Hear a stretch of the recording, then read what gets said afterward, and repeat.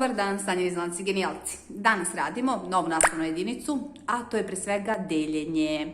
Ovako, na slici, kao što možete videti, je mama koja ima dvoje dece, ali mama ima 10 dinara i želi da ih podeli deci tako da svako od njih dobije jednak broj dinara. Koliko dinara će dobiti svako dete? Ukupno je 10 dinara, jer mama ima 10 dinara, a ona ima i dvoje dece koje treba da ih podele. Šta ćemo raditi? Broj 10 delimo brojem 2.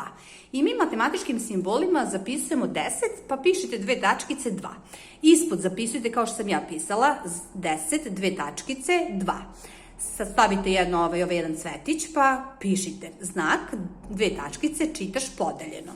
Izraz 10, dve tačkice 2, mi čitamo 10 podeljeno na 2. Sada smo ovde već dobili jednakost. Jednakost koja glasi 10 podeljeno na 2 jednako je 5. Ili ti količnik brojeva 10 i 2 jeste broj 5. Kao što ste kod množenja imali prvi činilac i drugi činilac i imali ste proizvod, vi ste to sve naučili, nadam se.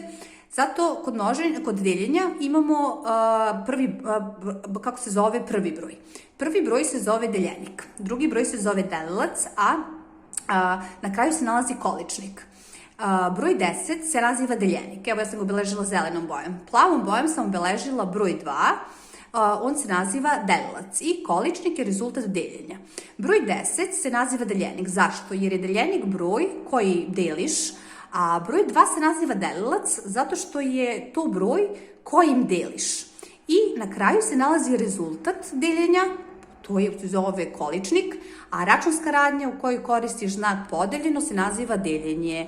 Prepišite sve lepo postupno, ništa nije teško, ovo vam je samo uvod u lekciju i obnovite tablicu množenja, jer je tablica množenja najvažnija da biste mogli lepo da radite deljenje. Ništa nije teško, ova oblast je jako laka, samo tablica množenja koja je baza i osnova za deljenje.